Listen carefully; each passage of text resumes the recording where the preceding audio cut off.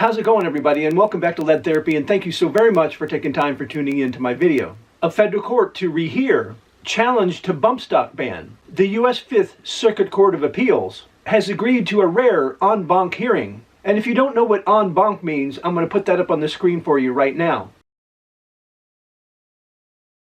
Of a challenge to the Trump administration's arbitrary and controversial federal ban on bump stocks in the case of Cargill versus Garland. A unanimous three-judge panel of the Fifth Circuit Court last October upheld the ATF's 2018 bump stock rules, reinterpretation of the statutory definition of machine guns to classify bump stocks as illegal NFA-regulated devices, saying it was the best interpretation of the statute. The three judges on the panel, James Dennis, Stephen Higginson, and Greg Costa, had been appointed by either President Clinton or Obama.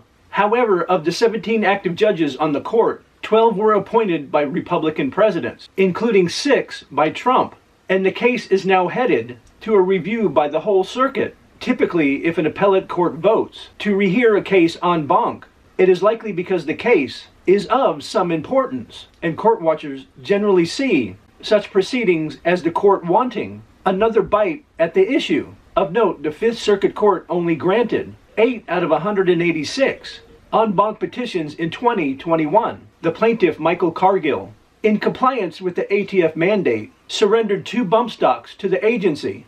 He then sued the federal government under various constitutional provisions, seeking permanent injunction against the enforcement of the ban and return his property. His request was rejected by a lower court, and that rejection was upheld last year by the three-judge panel of the Fifth Circuit, bringing him now to his continued en banc appeal. Cargill is allied with the New Civil Liberties Alliance, and Rich Samp, the group's senior litigation counsel, said, "We are gratified that the en banc Fifth Circuit has agreed to step in and take a second look at the panel's rubber stamping of the ATF's decision." According to the group and court documents, the en banc court will consider 2 issues of exceptional importance. Does the statute's definition of machine guns unambiguously include bump stocks? And 2, if the statute is ambiguous, is ATF's construction entitled to Chevron deference?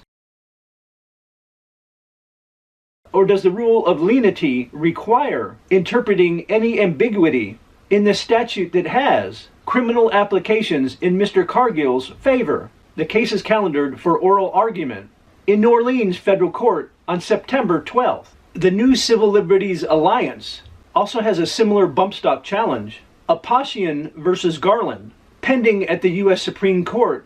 Meanwhile, other cases are also in the pipeline. Last March, a 3-judge panel of the U.S. Sixth Circuit Court of Appeals held that the ATF, part of the executive branch of government, enforces laws rather than makes them, with that authority reserved for the people, acting through their elected representatives in Congress. Congress could amend this statute tomorrow to criminalize bump stock ownership, if it so wished, said Judge Alice Batchelder in the Sixth Circuit Court's 2021 ruling on a bump stock challenge brought by Gun Owners of America.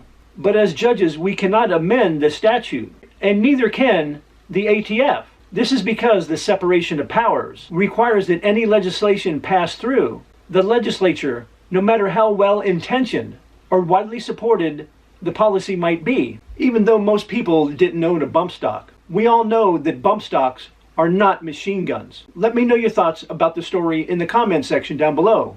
And if you enjoyed the video, or if I gave you some information you didn't know, please take time to like, share, and subscribe, and hit those post notifications. And I will see you guys in the next video.